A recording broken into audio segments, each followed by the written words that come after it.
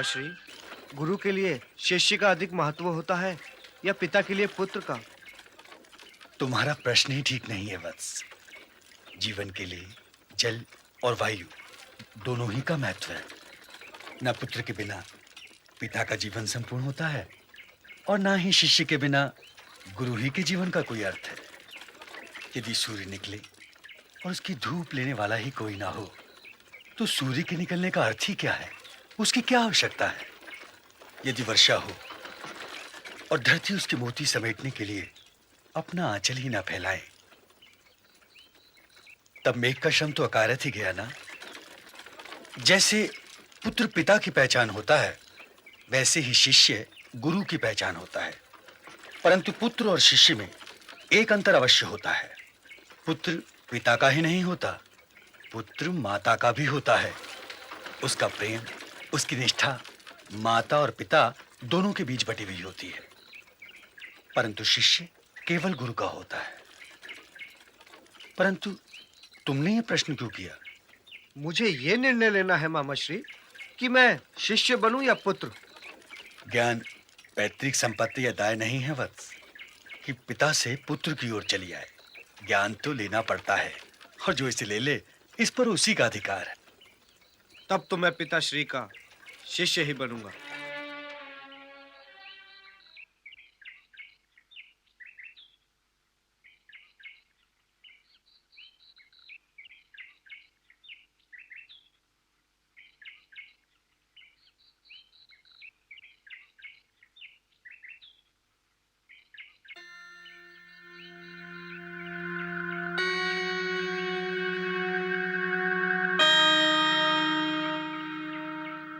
आचार्यवर की सेवा में अधिरथ का प्रणाम। तुम तो महाराज के सारथी हुआ करते थे। जी आचार्यवर। ये तुम्हारा पुत्र है? जी आचार्यवर। क्या नाम है तुम्हारा? राधे। राधे? राधे क्यों? इसकी माँ का नाम राधा है। तुम्हारा नाम तुम्हारे मुखमंडल के तेज से मेल नहीं खाता है वत्स। तुम्हारे मुखड़े पर तो सूर्य का तेज है। तुम इसका नाम कर्ण रखो। जो आज्ञा। अच्छा अब ये बताओ तुम्हारा आना कैसे हुआ? ये शस्त्र विद्या सीखने की हट कर रहा है आचार्यवर। और शस्त्र विद्या के लिए कोई पिता अपने पुत्र को आपकी सिवा और कहां ले जा सकता है? मैं इसे विद्यादान देकर अति प्रसन्न होता अधिरथ। क्षमा चाहता हूँ आचार्यवर, मैं दान नहीं लेता और विद्यादान में दे भी नहीं जा सकती।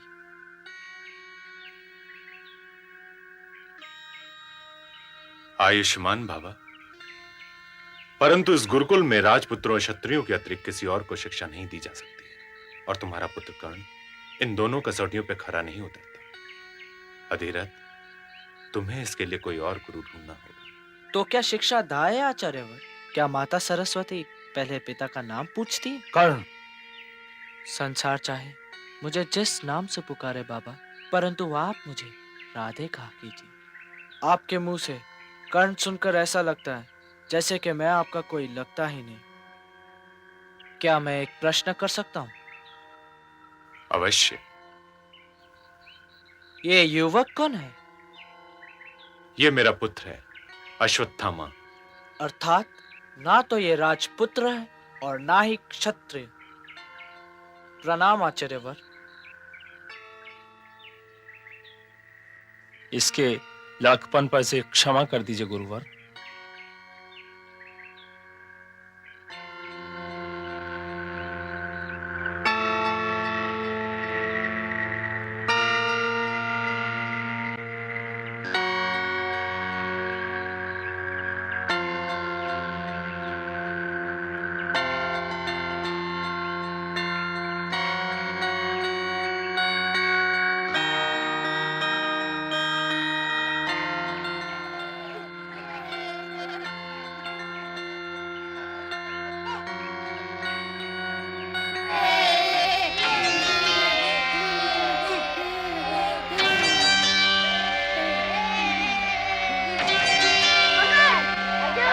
ये चक्रव्यूह है पुत्र। इसमें जाना भी कठिन है और इसमें से निकलना और भी अधिक कठिन।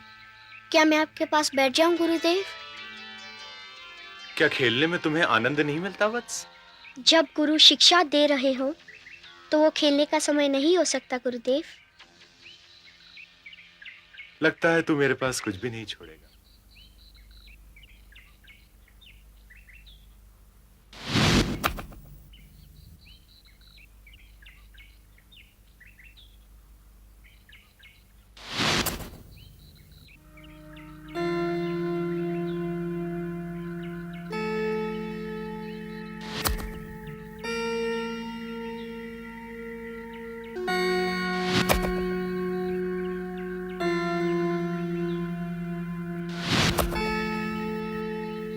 अब विश्राम करो वत्स। गुरुदेव,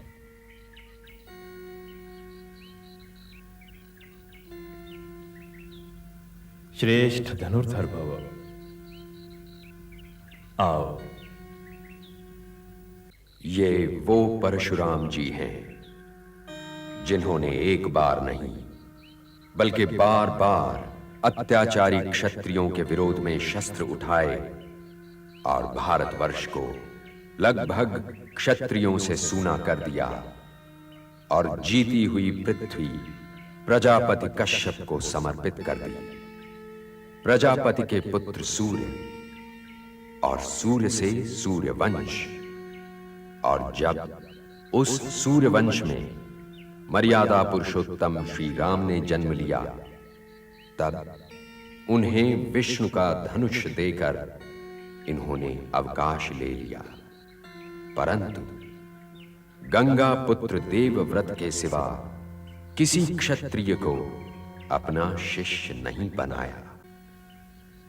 वाण में धनुर्धर के प्राण होते हैं कर्ण, अर्थात ये धनुर्धर का पहला कर्तव्य है कि वो अपने वाणों को अत्याचार, भ्रष्टाचार और अन्याय का साथ देकर कभी अपमानित ना करे, क्योंकि यदि कोई धनुर्धर अपना ये कर्तव्य भूल जाएगा तो उसी क्षण उसके तुणीर के सारे वाण निष्प्राण हो जाएंगे और विद्या उसके पास से यूं चली जाएगी जैसे इससे पहले उसके पास कभी रही ही ना हो।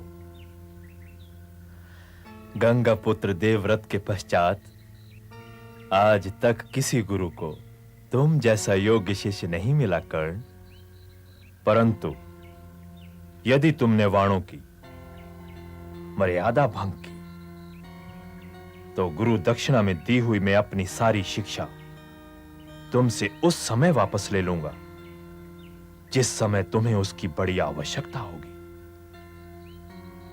तुम यहां से जब भी जाओगे वत्स, गुरु दक्षिणा दिए बिना ही जाओगे। शिष्य सरल सतपात्र को फलता है गुरु ज्ञान। गुरु की राखे आन जो रहे उसी की आन, रहे उसी की आन। तुम्हारी आंखों में प्रतिवाद का रंग क्यों है पुत्र? यदि मैं ये देखूं कि पुत्र तो मैं हूं, पर आपका स्नेह अर्जुन को मिल रहा है, तो मेरी आंखों में प्रतिवाद का रंग तो आएगा ही। तुमने कहा था कि तुम मेरा शिष्य बनना चाहते हो। तुम्हें मेरा पुत्र विधाता ने बनाया है, परंतु तुम सबको अपना शिष्य मैंने स्वयं बनाया है। यह गुरुकुल है, मेरे घर का आंगन नहीं। आंगन पर तुमसे अधिक अधिकार किसी का नहीं है, परंतु गुरुकुल में उसका अधिकार अधिक होगा जो सबसे अच्छा शिष्य होगा। अर्जुन तो वो नर है अश्वत्थामा जिसके कारण हमें नारायण के दर्शन होंगे। परीक्षा लिए बिना ही गुरु ने यह निर्णय कैसे ले लिया कि अर्जुन ही उत्तम शिष्य है? ठीक है, तुम्हारे संतोष के लिए परीक्षा ले ही लेते हैं। आओ।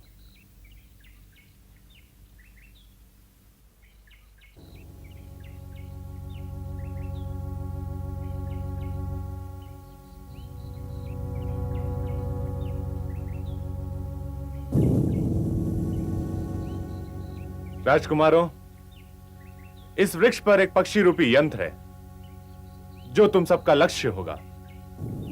युधिष्ठिर, जी गुरुदेव। लक्ष्य साधो। क्या देख रहे हो? आकाश, पृथ्वी। नहीं। दुर्योधन, जी गुरुदेव। इस वृक्ष पर एक पक्षी है। जी गुरुदेव। लक्ष्य साधो। जो आज्ञा गुरुदेव।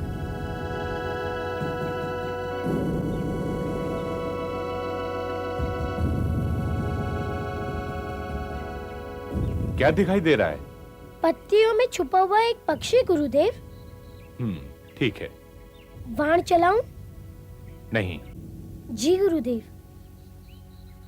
अश्वत्थामा, जी गुरुदेव। लक्ष्य साधो। जो आज्ञा गुरुदेव।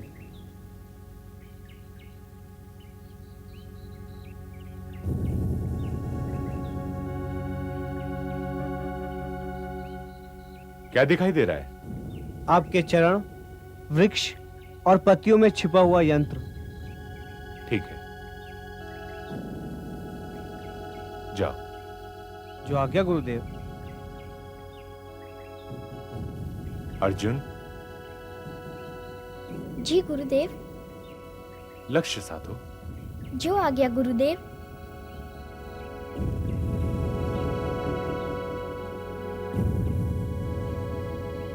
क्या दिखाई दे रहा है? मुझे तो केवल पक्षी का सिर दिखाई दे रहा है गुरुदेव।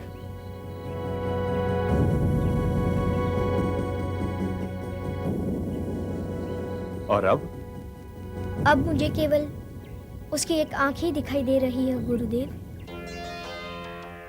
ठीक है वत्स।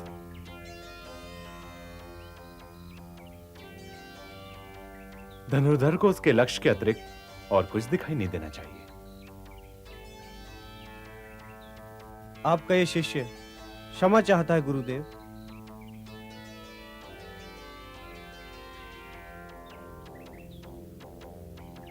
तुम तो मेरा जीवन प्रकाश हो पुत्र, परंतु ईर्ष्या करना अच्छी बात नहीं है, क्योंकि ईर्ष्या मनुष्य के गुणों को दीमक की भांति चाट जाती है। द्रोण के उत्तराधिकारी तुम हो, परंतु द्रोणाचार्य का सर्वश्रेष्ठ धनुधर शिष्य ये कुंती पुत्र अर्जुन है।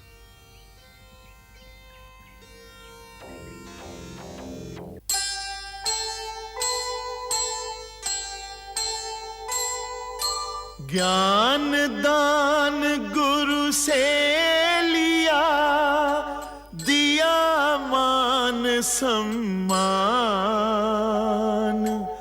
गुरुकुल को गौरव दिया, शिष्य कृष्ण भगवान,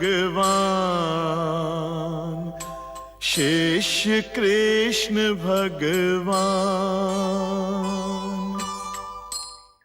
जीवन ही स्वयं अपनी परिभाषा भी है चंद्रवंश भूषण। वो जल भी है और तृष्णा भी।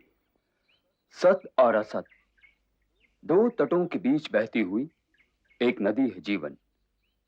इस पानी में दोनों का मेल है, पर सत्पुरुष वो है जो इस सरोवर से सत्य कार लेता है और अपने वस्त्र पर असत की एक बूंद भी नहीं पड़ने देता।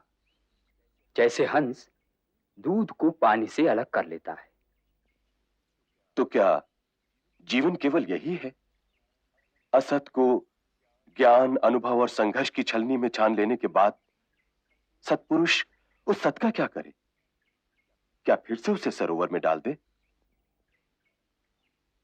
महाव्रती परम धर्मात्मा, गंगा पुत्र भीष्म के शिष्य को कुछ बताने की आवश्यकता नहीं है। राजवंश की भारतीय परंपरा आपकी धरोहर है राजन। इसलिए आपको यह बताना आवश्यक नहीं है कि जीवन सरोवर से सत्य काढ़कर फिर सरोवर ही को लौटाने के लिए नहीं होता। जब सत्य हाथ आता है तो पुरुष को यह ज्ञान होता है कि वो ऋणी है, कि उसे मृत्यु लोक त्यागने से पहले 3 ऋण उतारने हैं: देव ऋण, ऋषि ऋण और पितृ ऋण। पुरुष को संसार से ये तीनों ऋण उतारे बिना नहीं जाना चाहिए। और यदि कोई ऐसा करे तो जीवन अपमानित होता है। परंतु यदि किसी के भाग्य में ये न लिखा हो ऋषिवर, तो कर्म रेखा को भाग्य रेखा से अधिक गहरा होना चाहिए राजन। ऐसा नहीं है कि मनुष्य ने कभी भाग्य रेखा बदली ही ना हो। इन ऋणों को चुकाने के लिए यदि भाग्य रेखा बदलनी भी पड़े तो अवश्य प्रयत्न करना चाहिए, क्योंकि ये ऋण ऐसे वैसे नहीं है। ऋषि ऋण भगवान शंकर का है, देव ऋण विष्णु भगवान का, और पितृ ऋण स्वयं ब्रह्मा जी का है। तो मनुष्य ब्रह्मा विष्णु महेश से निकलकर कहां जाएगा? परंतु ये तीनों ऋण हैं क्या ऋषिवर? पहला ऋण है देव ऋण, ये दान से चुकाया जाता है। दूसरा ऋण है ऋषि ऋण, ये ज्ञान की प्राप्ति और ज्ञान बांटने से चुकाया जाता है। और तीसरा ऋण है पितृ ऋण, ये संतान द्वारा चुकाया जाता है। पुरुष की सहधर्मिणी नारी का क्या कर्तव्य है ऋषिवर? नारी अर्थात चेतना, प्रेरणा, उत्साह। नारी तो पृथ्वी है रानी, जीवन के सारे अंकुर तो उसके भीतर हैं। वो तो गृहस्थ आश्रम की आत्मा है, और गृहस्थ आश्रम ही तो आत्मा को पुत्र रूप में फिर जन्म लेने का मार्ग दिखाता है। यत्र नार्येस्तु पूज्यन्ते रमन्ते तत्र देवता। अर्थात जहां नारी की पूजा होती है वहीं देवता आनंद मनाते हैं। जो नारी का निरादर करे वो तो मनुष्य ही नहीं। नारी की रक्षा करना पुरुष का कर्तव्य ही नहीं, धर्म भी है। अच्छा राजन, अब चलो।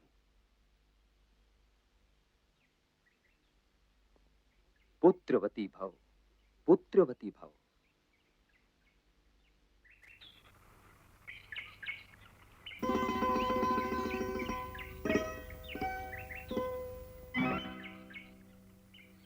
कृपया अपनी पूंछ हटाइए। सुना नहीं? कृपया अपनी पूंछ हटाइए। पूंछ हटाइए। अरे राम का नाम लो भाई, मुझे विश्राम करने दो। पूंछ हटाते हो कि उठाकर फेंक दूं? कहा ना भैया, राम का नाम लो। पूंछ हटाते हो कि मैं हटाऊं? हटा दो भैया, हटा दो।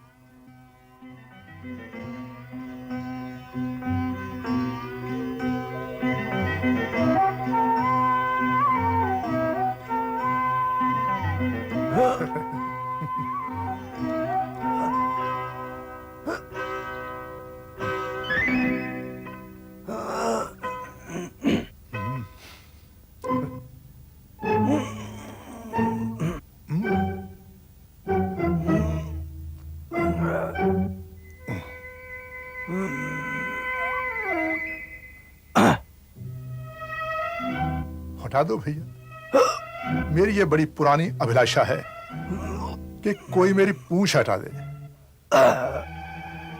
मेरे सपने को साकार कर दो भैया।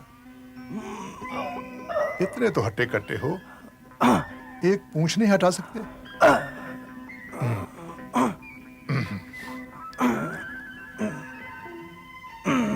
हटाओ हटाओ, हटाओ।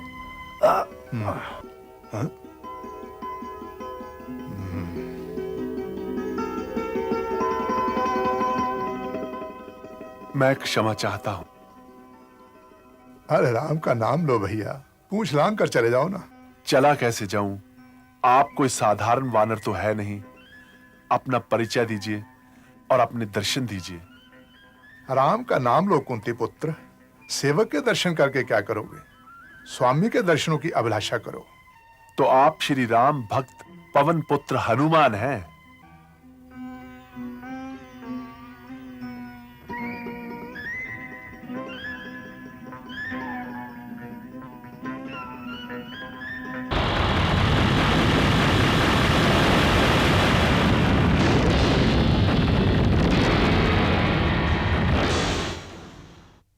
जय श्री राम।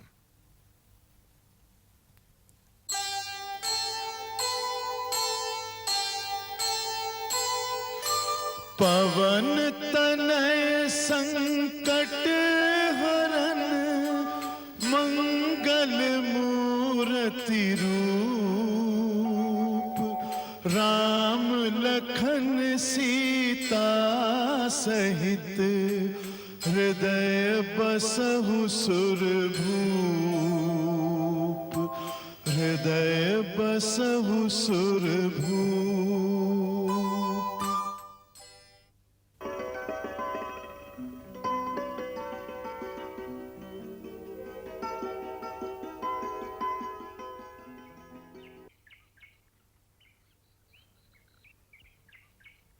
यदि मैं पवन पुत्र हनुमान नहीं होता तो तुम्हें बार बार भाई क्यों कहता? किंतु आप मुझे इस दशा में क्यों मिले? तुम्हें ये शिक्षा भी तो देनी थी अनुज कि निर्बल और वृद्ध का आदर करना चाहिए, और तुम्हें यह भी सिखाना था कि जो आंखें देखती हैं केवल उतना ही सत्य नहीं होता, सत्य हर आंख से बड़ा होता है। तुमने देखा कि एक वृद्ध वानर लेटा हुआ तुम्हारी बाहों के कसबल को चुनौती दे रहा है और तुमने चुनौती स्वीकार कर ली। क्या पता है अपनी जीवन यात्रा में तुम्हें किस मार्ग में, किस रूप में कौन मिल जाए। क्षमा चाहता हूं, अब कभी ऐसी भूल नहीं होगी। अच्छा, अब तुम जाओ। हमारा निवास यहां से अधिक दूर नहीं, आप वहां चलकर विश्राम कीजिए और मेरे भाइयों को भी आशीर्वाद दीजिए। मेरा आशीर्वाद तो सदैव तुम लोगों के लिए है। तो चलकर हमें युद्ध नीति समझाइए, क्योंकि हम एक महायुद्ध की तैयारी कर रहे हैं। आपने तो रावण, मेघनाद और कुंभकर्ण जैसे योद्धाओं को हराया है। मैंने युद्ध अवश्य किया था अनुज, परंतु जीत हुई थी श्री राम की। सत्य और असत्य के संग्राम में दोनों ही ओर से लड़ते तो योद्धा ही हैं, परंतु विजय सत्य की होती है और पराजय असत्य की। इसलिए सत्य को पहचानो और उसे दोनों ही हाथों से पकड़े रहो, यही युद्ध नीति है। तो क्या आप सत्य और असत्य के युद्ध में सत्य की ओर से युद्ध नहीं करेंगे? ये युग मेरे युद्ध करने का नहीं, परंतु मेरा आशीर्वाद तुम लोगों के ध्वज के साथ सदैव रहेगा।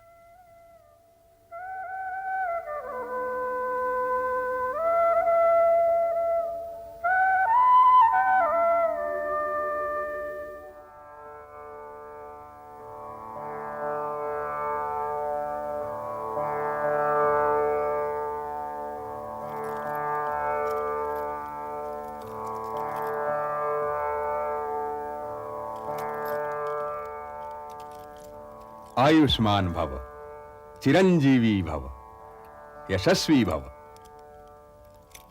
प्रणाम ऋषिवर व्यास, ये अंगराज कर्ण है। त्रिलोक में जो भी कुछ ज्ञान रखता है वह इस महान योद्धा को जानता भी है और पहचानता भी है। तुम बड़े भाग्यशाली हो शकुनी कि तुमने इस महान योद्धा के युग में जन्म लिया है। आयुष्मान भव। प्रणाम ऋषिवर।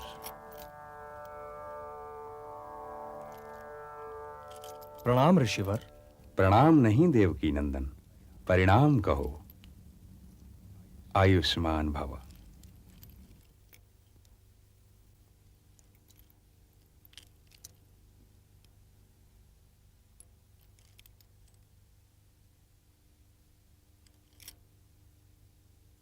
भविश्री ऋषिवर। अखंड सौभाग्यवती भव। प्रणाम ऋषिवर। अपना अधिकार पाओ। जीवन एक सागर है पुत्र, और इसको मथना तुम्हारा कर्तव्य है। किंतु ध्यान रहे, मंथन से प्राप्त होने वाले अमृत के साथ साथ विष के उत्तराधिकारी भी तुम ही होगे। आपने पांचाली को कोई आशीर्वाद नहीं दिया ऋषिवर? इसकी आत्मशक्ति को किसी आशीर्वाद की आवश्यकता नहीं है।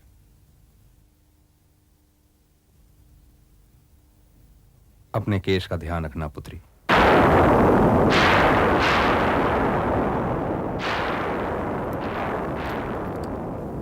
महाराज। प्रणाम ऋषिवर। तुम अपना स्थान न छोड़ो राजन, बैठो।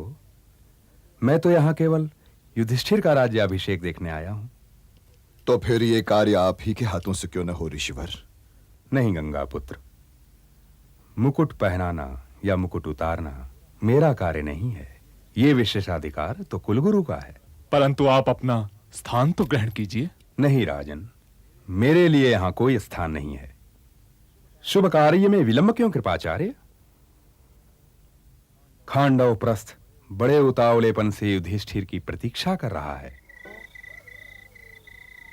आपने बुलाया गुरुदेव? हाँ, कृष्ण को बुलाओ। जो आज्ञा गुरुदेव।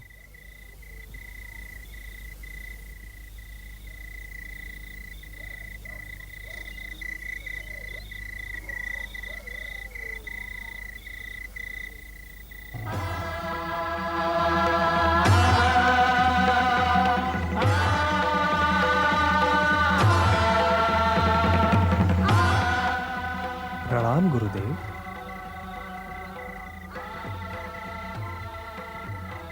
मैंने तुम्हें इतने दिनों तक तुम्हारी गुरुमाता के ढाढ़स के लिए शिक्षा के बहाने रोके रखा,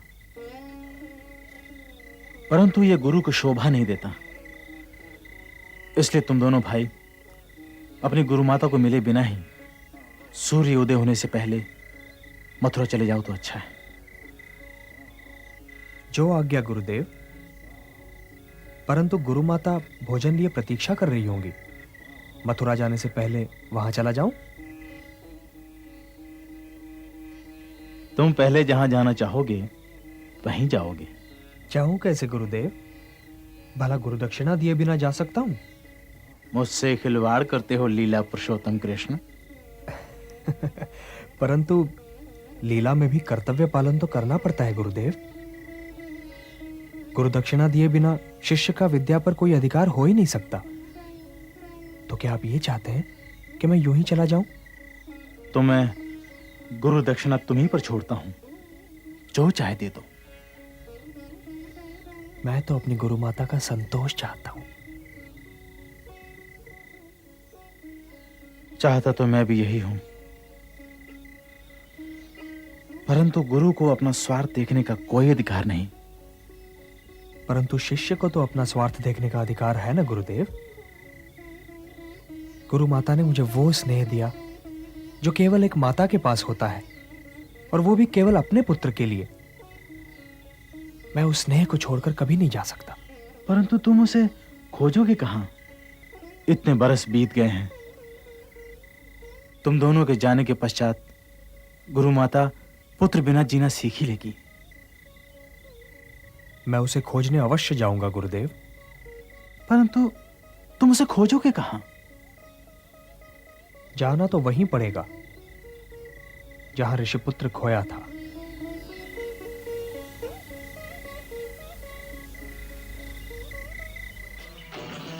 बैठो पुत्र, बैठो।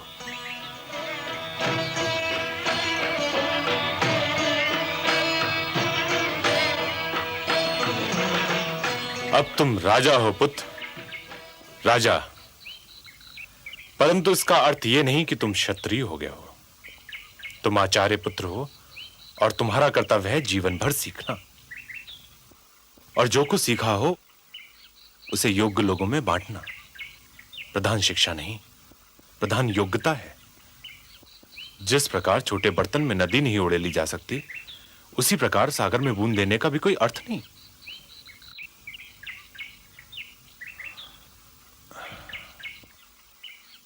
क्या सोच रहे हो पुत्र? बहुत दिनों से एक प्रश्न में उलझा हुआ हूं। क्या जाने से पहले वो प्रश्न कर लूं? प्रश्न है किससे? पिता से या गुरु से? गुरु से। पूछो। आपने एकलव्य से गुरु दक्षिणा में उसका अंगूठा क्यों लिया? क्या इसलिए कि वह क्षत्रिय नहीं था? क्षत्रिय तो तुम भी नहीं हो पुत्र। परंतु मैं ब्राह्मण तो हूं। पहले मनुष्य आया या जातियां? केवल जन्म से कोई ब्राह्मण नहीं बन सकता। जिस दिन ब्राह्मण अपना कर्तव्य भूल जाएगा, ब्राह्मण नहीं रह जाएगा। एकलव्य से मैंने उसका अंगूठा इसलिए नहीं लिया था कि वो ऊंची जाति का नहीं था, क्योंकि विद्या पर किसी जाति का अधिकार नहीं है और ना ही हम किसी पर विद्या का द्वार बंद कर सकते। एकलव्य से मैंने उसका अंगूठा इसलिए लिया था कि उसने विद्या ली नहीं, उसने विद्या चुराई थी। इसलिए उस विद्या पर उसका कोई अधिकार नहीं। यदि वो कोई ब्राह्मण या क्षत्रिय रहा होता तब भी मैंने उसका अंगूठा मांग लिया होता।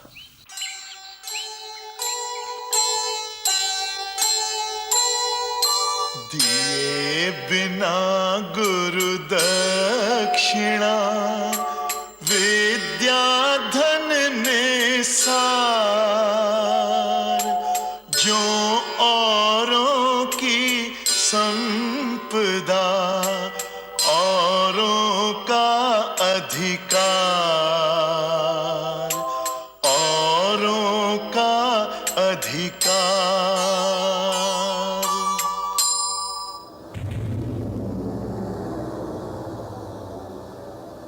आओ शिष्य, बधाई हो। इन वाणों को पाकर तुम अजय हो जाओगे।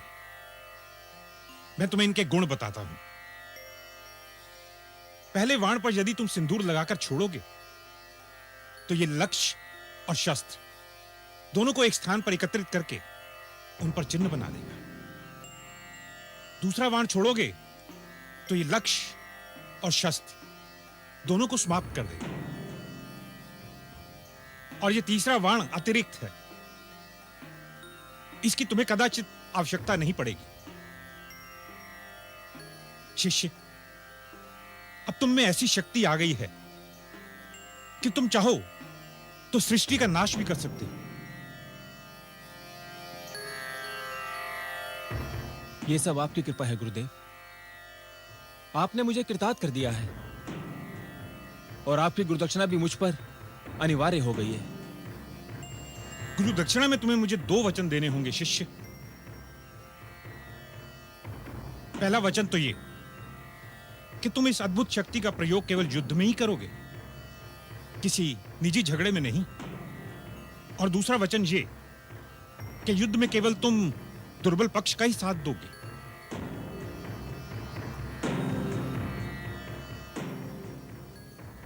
मैं आपको वचन देता हूं गुरुदेव, मैं इन वाणों का प्रयोग निजी झगड़ों में नहीं करूंगा और युद्ध में दुर्बल पड़ने वाले पक्ष का ही साथ दूंगा।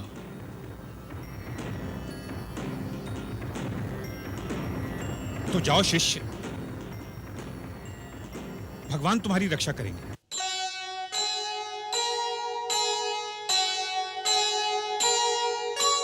जब भी जाओ युद्ध में दो दुर्बल का साथ,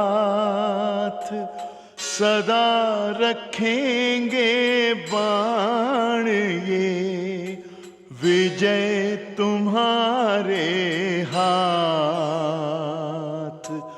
विजय तुम्हारे हाथ।